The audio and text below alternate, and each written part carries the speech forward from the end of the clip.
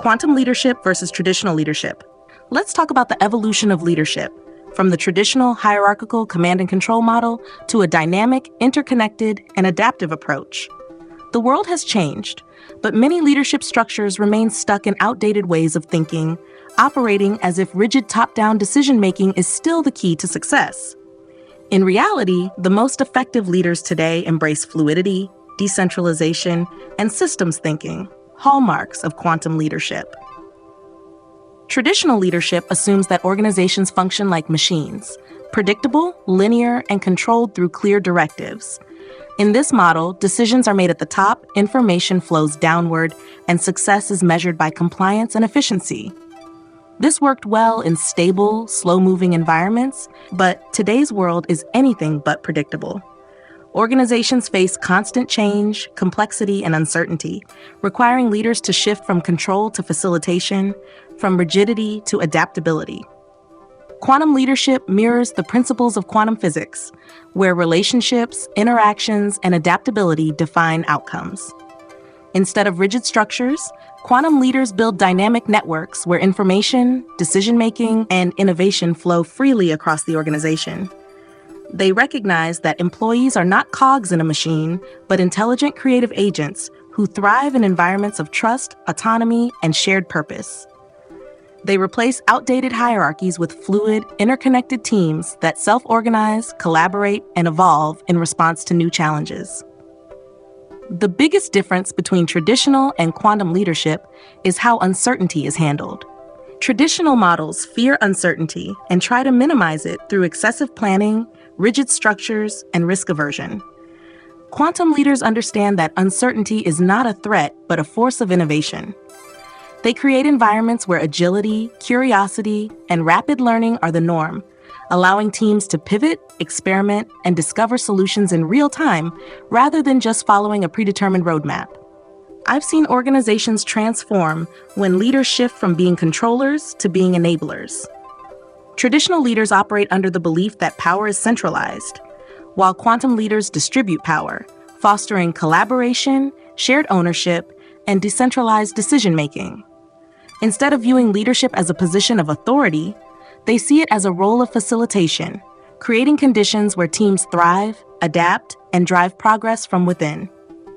Quantum leadership is not about abandoning structure. It's about redefining it to be more flexible, interconnected, and responsive to change.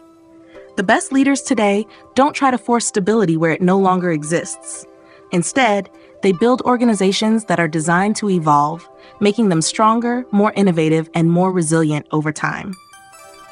The real question is, are we leading with outdated models of control, or are we embracing a leadership style that aligns with the complexity and interconnectedness of the modern world? Leadership as a field of energy. Let's talk about something that's often overlooked in leadership: the energy leaders bring into their organizations. Traditional management focuses on strategies, structures, and processes, but the most effective leaders don't just manage workflows. They project energy, values, and vision that shape the entire culture. I've seen teams mirror the energy of their leaders, whether consciously or unconsciously. When leaders operate from a place of stress, urgency, and fear, that energy spreads. People become defensive, risk-averse, and disengaged. But when leaders project clarity, curiosity, and confidence, teams respond with trust, creativity, and a willingness to take initiative. Just like in physics, energy isn't neutral. It flows, influences, and shapes everything it touches. Great leaders don't just direct, they radiate. They set the emotional tone for their organizations, influencing how people feel about their work, how they interact with one another, and how they approach challenges. I've seen leaders who create a culture of openness, excitement, and shared purpose, and their teams naturally become more innovative, engaged, and collaborative. When leaders embody the values they want to see in their teams, whether it's trust, adaptability, or resilience, those qualities become embedded in the culture. This isn't just about motivation or charisma, it's about alignment. When leaders are authentically connected to a vision and act with integrity, their teams feel it.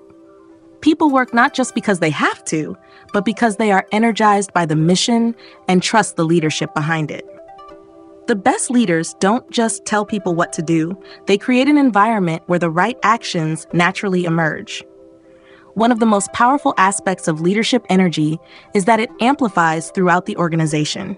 A single leader's mindset, whether grounded in scarcity or abundance, directly influences how teams set goals, how they handle uncertainty, and how they respond to setbacks. When leaders cultivate a space of possibility rather than fear, teams approach challenges with a problem-solving mindset rather than a defensive one. The culture of an organization isn't dictated by rules. It's shaped by the energy and presence of its leaders every single day. Leadership isn't just a title. It's a field of energy that influences everything around it. The real question is, are we projecting the kind of energy that inspires growth and trust, or are we unconsciously creating resistance and fear?